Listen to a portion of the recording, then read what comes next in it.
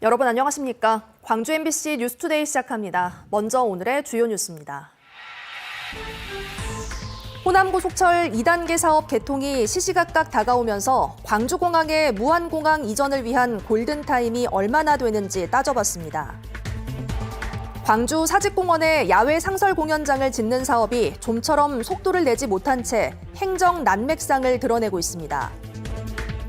광주의 한 아파트에서 제기된 유출 지하수 요금 폭탄 문제가 좀처럼 해결되지 않고 있습니다. 같은 현상이 나타났던 다른 아파트의 해결 사례를 취재했습니다. 육아수당이나 출산수당을 지급한다고 해서 반드시 출생률 증가로 이어지지 않는 것으로 전국 곳곳에서 드러나고 있습니다. 충청북도와 경상북도의 사례를 보도합니다. 광주시가 연일 광주공항의 무안공항 이전 홍보에 나서는 건 내년으로 다가온 호남고속철 2단계 공사의 완공이 얼마 남지 않았기 때문입니다. 무안국제공항을 활성화시키는 건 물론 서부권의 발전을 위해 당초 계획을 변경해 추진한 대형 국책 사업이 무용지물로 전락할 수 있기 때문인데요. 남아있는 시간이 얼마나 되는지 따져봤습니다. 김영창 기자가 보도합니다. 사업비 2조 6천억 원을 들여 진행되고 있는 호남고속철 2단계 사업. 원래 승인된 노선을 바꿔 무안국제공항 노선을 경유하는 것으로 변경해 추진 중인 호남고속철 2단계 사업은 내년 말 완공됩니다. 완공까지 남은 시간은 1년 6개월. 시험운행과 역사 신설 등 실제 개통을 위해 1년 6개월의 시간이 더 필요한 만큼 호남고속철의 완전한 개통은 지금으로부터 3년 뒤인 2027년 하반기가 될 것으로 예상됩니다. 지난해 말 광주시와 전남도는 군공항 이전에 대한 의미 있는 진전이 있을 경우 2단계 노선 개통에 맞춰 광주 민간공항을 무안국제공항으로 이전한다고 합의한 바 있습니다. 광주 민간공항을 호남고속철도 2단계 개통 시기에 맞추어 무안국제공항으로 이전한다. 실제 개통까지는 약 3년이 남은 상황. 문제는 호남고속철 2단계 개통 시점에 광주 민간군공항을 무안으로 옮겨서 무안국제공항이 활성화될 수 있느냐는 겁니다. 광주 공항에 있는 군공항과 민간공항 두 개를 무안공항으로 동시 이전한다고 가정할 경우 이전 완료까지 필요한 시간은 최소 10년입니다. 지금부터 준비한다 해도 2035년에 통합공항 이전이 완료된다는 말인데 호남고속철 2단계 개통이 2027년인 점을 감안하면 고속철을 다 만들어 놓고도 8년을 놀리는 셈이 됩니다. 7, 8년 동안은 그냥 기존의 KTX 이용하던 사람들 수요만 있는 거죠. 새롭게 어떤 무안공항에 접근하기 위해서 가는 수요는 뭐 있긴 하겠지만 있어도 매우 작을 수밖에 없을 거라고 봅니다. 광주공항의 무안공항 이전을 찬성하는 주민들도 이 점을 지적하고 있습니다.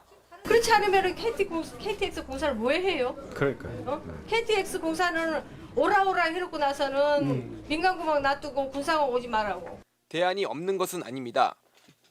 광주의 두 개 공항이 무안으로 이전하는 것을 확정짓고 광주 민간공항부터 무안 이전을 추진한다면 호남고속철 개통 시기인 2027년에 맞출 수 있다는 계산입니다.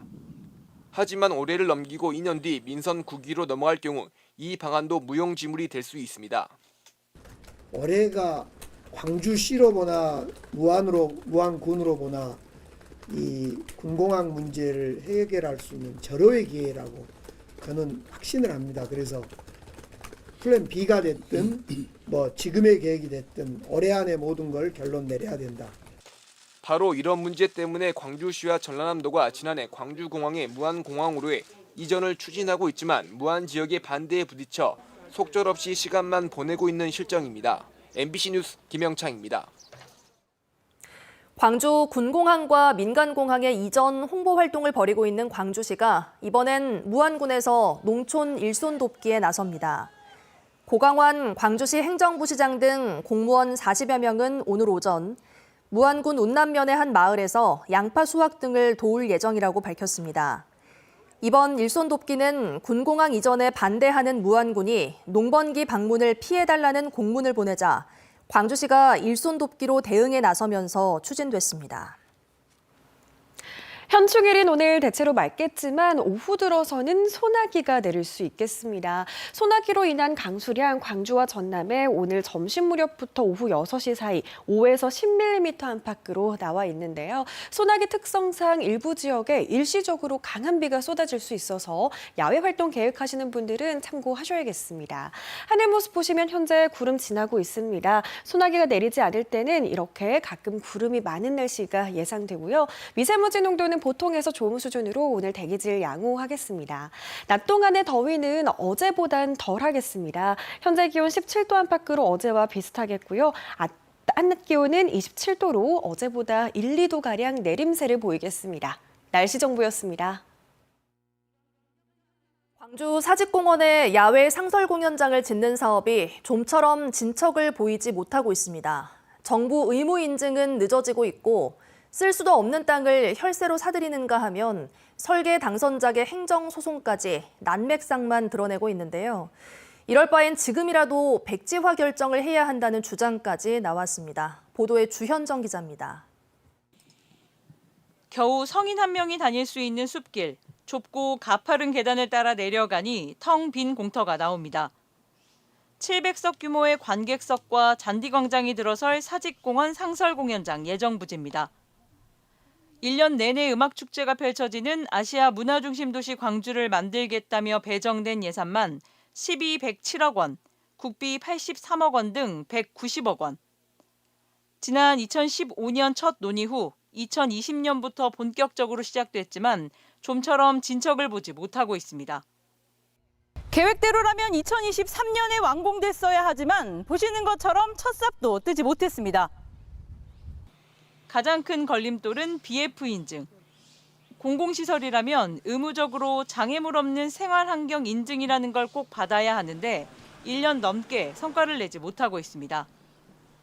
공연장으로 가는 진입로 자체가 가파르고 협소한 데다 시비를 16억 원이나 들여 매입한 장애인 주차장 부지는 공연장에서 산길을 따라 도보로 600여 미터, 비장애인인 성인 걸음으로 10분은 걸어야 하는 곳에 마련됐기 때문입니다.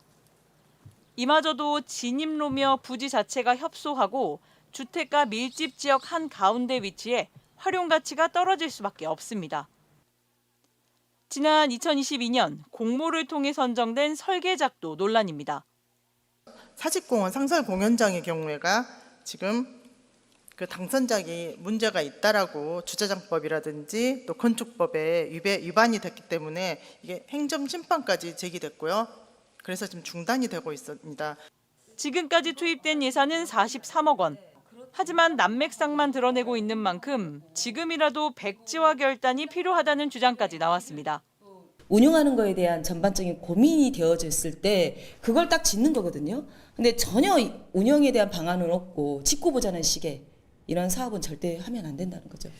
광주시는 필요 사업인 만큼 추진에 속도를 내겠다는 입장이지만 시민 혈세로 지어지는 공공시설이 애물단지가 되는 것은 아닌지 점검은 필요해 보입니다. MBC 뉴스 주현정입니다. 매달 하수도 요금 폭탄을 맞고 있는 광주 북구의 한 아파트에서 발생한 지하수 문제가 1년이 다 되도록 해결될 기미가 없습니다. 비슷한 양의 지하수가 나오는 다른 아파트는 지하수로 분수까지 만들었다고 하는데 어떤 차이가 있는 건지 천홍희 기자가 현장 취재했습니다. 광주 광산구의 한 신축 아파트. 매일 600톤이 넘는 지하수가 나오고 있습니다. 이 지하수는 펌프를 타고 올라가 아파트 옆에 있는 공원 호수로 흘러갑니다. 지하수를 버리는 대신 공원에서 사용하기로 광산구와 시공사가 협의한 겁니다. 지하에 나오는 유출수를 배수펌프로 펌핑해서 쌍안공원으로 유출하고 있습니다. 지하수가 하수 처리장으로 흘러가지 않아 아파트 입주민들은 지하수 처리 비용을 내지 않습니다. 깨끗한 지하수인 만큼 평소 악취 민원이 있었던 호수 수질 문제도 나아졌습니다. 맞은편 아파트에서 쏟아지는 지하수는 보시는 것처럼 이곳 공원으로 들어옵니다. 이 물은 칠계천을 따라 이곳으로 흘러 공원 호수에 있는 분수로 사용되고 있습니다. 지하수가 매일 800톤씩 쏟아지는 광주의 또 다른 아파트 사정은 확연히 다릅니다. 지하수가 하수 처리장으로 흘러가 입주민들은 매달 하수도 요금으로 1,000만 원이 넘는 돈을 내고 있습니다. 시공사와 북구가 800톤이 넘는 지하수를 어떻게 활용할지 협의하지 않은 채 근처 배수로로 내보냈기 때문입니다. 우리 주민 입장에서는 부담도 크고 어떤 불합리한 부분이 있기 때문에 그래서 이달부터는 아마 하수도 요금을 내지 않을까 생각하고 있습니다. 시공사 측은 유출 지하수를 근처 배수로로 내보내겠다고 지자체에 신고했으니 문제될 게 없다는 입장입니다. 북구는 법적인 한계가 있어 시공사의 지하수 활용을 강제하지 못했다며 시공사 측에서 제대로 된 활용 계획을 세우지 않았다고 말합니다. 입주민들한테 갈 수 있는 충분히 예측을 할 수 있었다고 저는 생각이 들어요. 입주민한테 아니면 알렸거나 입주를 해가지고 그 요금이 이렇게 부과될 수 있으니 뭐 서로 협의를 했었을 거 아닙니까. 아파트 입주민들은 1년이 다 되도록 다른 광주 시민보다 평균 6배 가까이 많은 하수도 요금을 내고 있습니다. 한편 시공사 측은 드릴 말씀이 없다며 입장을 밝히길 거부했습니다. MBC 뉴스 천홍입니다.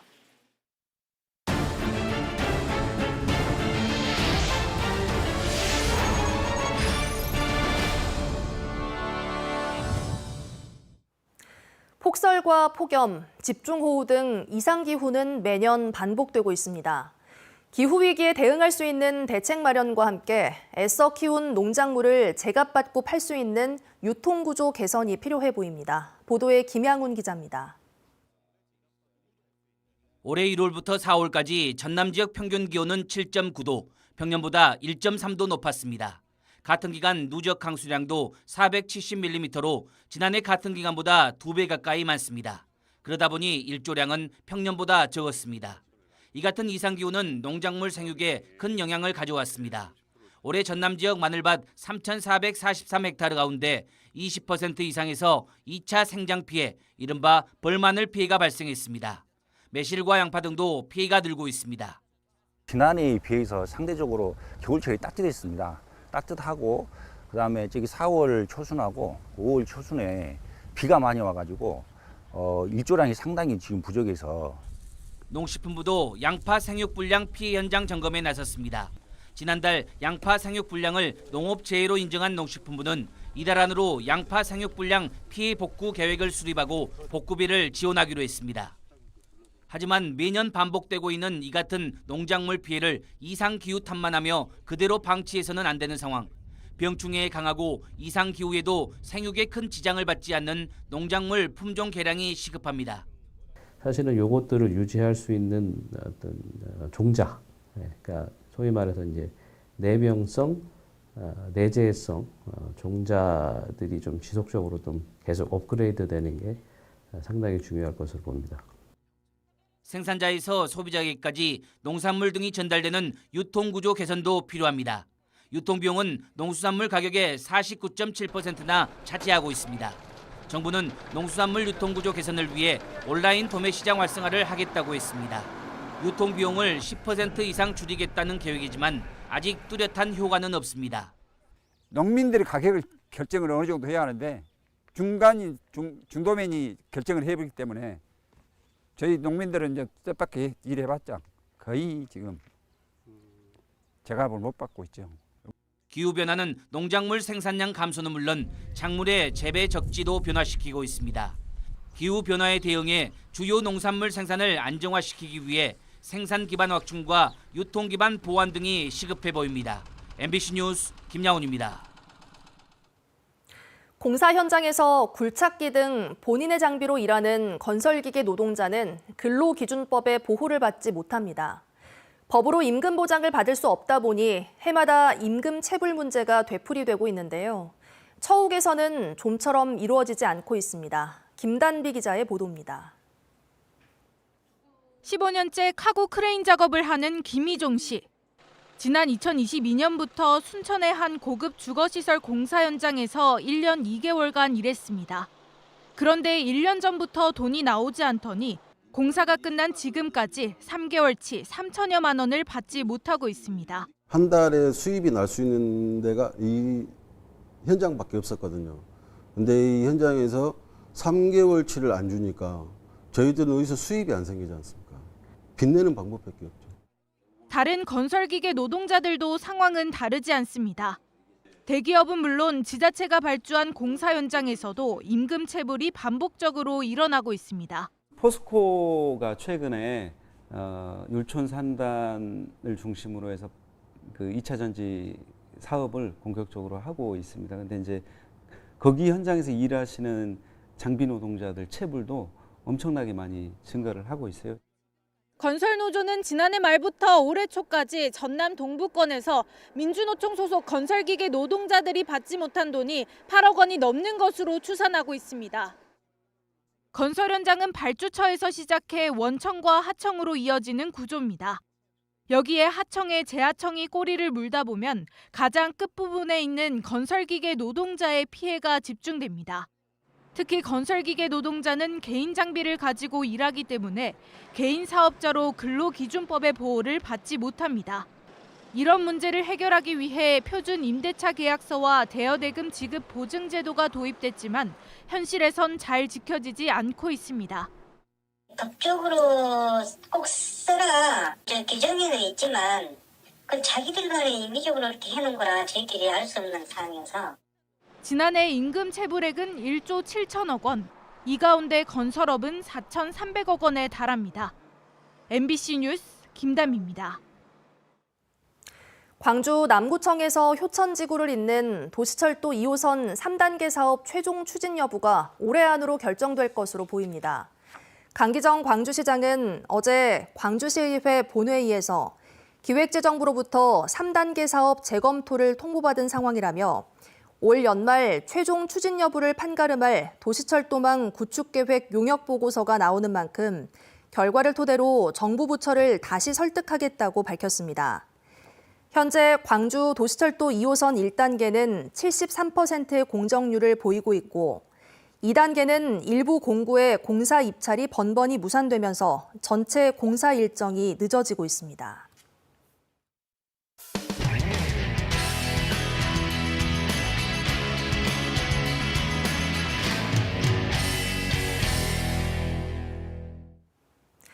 대구와 경북의 통합 추진을 위한 사자회동이 처음으로 열렸습니다. 대구 경북의 합의를 바탕으로 정부는 적극 나서서 지원 방안을 마련하겠다고 뜻을 모았는데요.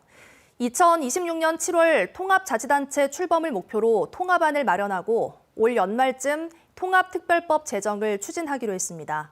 대구문화방송 김철우 기자입니다. 대구 경북의 통합 의지를 정부에 전달하고 이를 듣기 위한 자리가 처음으로 정부 서울청사에서 열렸습니다.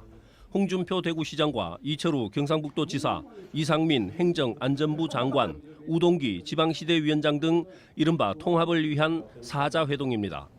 홍준표 대구시장과 이철우 경상북도지사는 대구 경북의 통합이 더 이상 미뤄져서는 안 된다고 목소리를 높였습니다. 개혁된 논의되기보다는 대구 경북 통합 안을 화두로 제시하면서 대구 경북이 하나가 되면서 지방행정체제가 전부 개편이 되는 계기로 삼았으면 좋겠습니다. 이철우 지사는 중앙의 권한을 지방으로 이양하는 것부터 시작돼야 한다고 강조했습니다. 홍 시장도 여기 계시고 저도 있지만 우리가 할 일은 중앙 공직자들 만나서 사정하는 일만 주로 하고 있습니다. 이러한 일들을 정말로 해결할 수 있는 문제가 대구 경북 행정통합이고 이 차제의 완전한 지방 균형 발전을 이루는 계기가 되도록 하겠습니다. 대구 경북의 통합은 현 정부가 추진하는 지방 분권형 국가 경영 시스템과도 일치한다며 힘을 실었습니다. 연방제에 준하는 지방정부 구축을 위해서는 광역정부와 광역정부가 힘을 모으고 머리를 맞대어야 할 것으로 생각합니다. 지방주도 균형발전 정책을 효율적으로 추진하기 위해서는 광역정부 간의 통합이 가장 바람직한 대안이라고 생각합니다. 4명 모두 대구 경북 통합에는 사실상 한 목소리를 냈습니다. 첫 회동에서 대구 경북 통합은 대구 경북 합의를 바탕으로 통합을 추진한다라는 것과 정부는 이를 지원한다라는 결론을 내렸습니다. 대구시와 경상북도는 시도민이 공감하는 통합 방안을 마련하고 시도의회 의결을 거쳐 연말까지 대구 경북 통합특별법 제정을 추진하기로 했습니다. 정부는 대구 경북의 통합이 행정체제 개편의 선도 사례가 될 수 있도록 통합의 직간접적인 비용과 행정, 재정적 특례 지원 방안을 마련하기로 했습니다.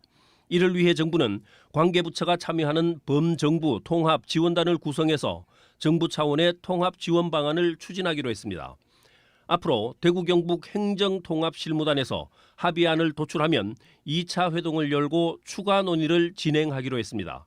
MBC 뉴스 김철우입니다.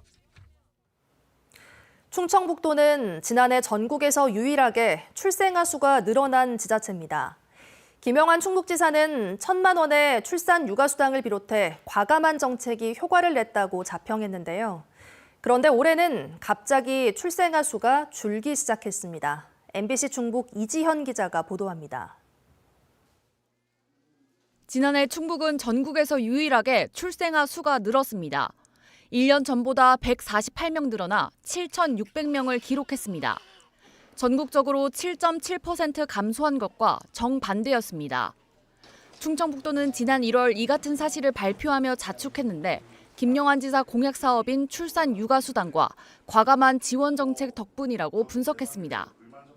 출산 육아수당 1,000만 원 지급, 임산부 예우 조례 제정 등의 혁신적이고 과감한 임신 출산 친화 정책의 효과라고 보고 있습니다.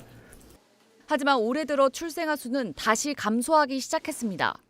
지난 1분기 충북 출생아 수는 1,913명으로 1년 전보다 7.3% 줄었는데 같은 기간 전국 평균보다 1.1%포인트 더 낮았습니다. 충청북도는 지난해 많이 올라 상대적으로 오르기가 더 어려운 기저효과가 발생한 게 가장 큰 이유라고 분석했습니다. 수당을 주는 시점이 달라진 것도 영향을 끼친 것 같다고 설명했습니다. 출산 육아수당이 보건복지부 협의에 따라서 지난해에는 0세 지급되었는데 이제 1세부터 지급하기 때문에 그런 걸 좀 원인으로 이렇게 보고 있습니다. 다른 시군 사례를 살펴봤습니다. 첫째 1,200만 원, 셋째 5천만 원으로 출산 장려금을 파격적으로 올린 괴산군이 합계 출산율이 가장 낮고 돌봄 시설을 강화한 증평군이 청주를 제치고 합계 출산율 1.07명을 기록한 건 시사하는 점이 많습니다.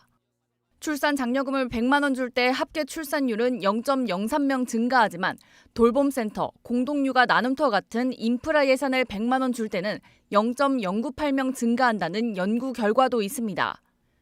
전문가들은 현금성 지원을 늘리면 다른 시도 인구를 일시적으로 가져올 뿐 전체적인 출산율을 높이는 데는 효과가 없다고 말합니다. 현금성 급여를 확대하고 그거를 일시적인 출산율의 반등이라든지 출생아 수의 증가를 시적으로 삼는 그런 근시안적인 정치 문화 풍토는 이제 좀 사라졌으면 좋겠다. 충청북도는 연구 용역을 진행해 출산 육아수당이 얼마나 효과가 있는지 따져볼 예정입니다. MBC 뉴스 이지연입니다. 앞서 보신 것처럼 지원금 지급이 반드시 출생률 증가로 이어지는 건 아닙니다. 경상북도가 자료를 분석해봤더니 지난 10년간 지원 액수를 점점 늘려봐도 출생률이 유의미하게 오르지는 않는 것으로 나타났는데요. 현금성 지원보다는 돌봄과 여성 노동 지원책이 저출생의 근본적인 해결책이라는 걸 재확인한 셈입니다. 이어서 안동문화방송 김서현 기자입니다. 경상북도가 도내 22개 시군을 대상으로 지난 10년간의 출산 지원금과 합계 출산율 현황을 비교했습니다. 출산 지원금 규모는 시군마다 편차가 컸습니다. 첫째 아이를 낳았을 때 가장 많은 지원금을 지급하는 곳은 봉화군, 700만 원이고 전혀 지급하지 않는 지자체도 있었습니다. 하지만 대부분의 지자체들은 지난 10년간 지원금 규모를 꾸준히 늘려왔습니다. 과연 출산 지원금이 늘면서 출생률도 올랐을까? 결과적으로는 그렇지 않았습니다. 포항시의 경우 아이를 낳았을 때 지급하는 지원금 총액은 2019년 최대 740만 원이었습니다. 이때 합계 출산율은 1.01명, 2020년에는 2,600만 원으로 지원금을 3배 넘게 늘렸지만 출산율은 0.96명으로 오히려 내려갔고 3천만 원이 넘은 시점에서도 출산율 하락세는 멈추지 않았습니다. 지난해 한 연구기관은 같은 예산을 출산 지원금보다는 지역 돌봄 인프라에 투자할 때 출산 증가 효과가 3배 더 높다고 추정했습니다. 부모들의 생각은 어떨까? 학교 수업을 마치고 모인 아이들이 3-3-5 모여 간식을 나눠 먹습니다. 다른 공간에서는 탁구 수업이 진행되고 옥상에서는 소꿉놀이를 하거나 공을 차며 뛰어놉니다. 3년 전 의성 읍내에 문을 연 공동보육시설 의성키움센터입니다. 초등학생을 대상으로 공부와 놀이 프로그램을 지원하고 있어 특히 맞벌이 가정의 만족도가 매우 높습니다. 맞벌이 가정에서는 아이를 어떻게 돌려야 될지 사실은 제일 걱정이 되는 부분인데 픽업 올 때까지 선생님들이 핸드폰 없는 환경에서 보육을 해주시니까 저는 너무너무 만족하고 있고 출생을 하고 난 뒤에 주는 돈은 사실 그거는 일부에 불과하다고 생각을 합니다. 아이들한테 드는 돈이 저는 그거 주는 돈보다 훨씬 많이 든다고 생각을 하거든요. 돈을 주는 것보다는 이런 일은 아이들이 안전하게 지낼 수 있는 곳이 더 많이 늘었으면 하는. 의성구는 이웃 사촌 시범마을 같은 청년 정책을 선도적으로 추진해 청년 유출을 막고 마을 단위의 돌봄 시설을 확대해오고 있습니다. 그 결과 의성구는 지방 소멸 위험도가 가장 높은 지역이지만 지난해 합계 출산율은 1.41명, 경북 시군 가운데 가장 높았습니다. 경상북도는 이 같은 성공 사례를 기반으로 청년 여성 친화적인 환경과 지역 돌봄 인프라를 구축하는 데 정책의 초점을 맞추겠다는 계획입니다.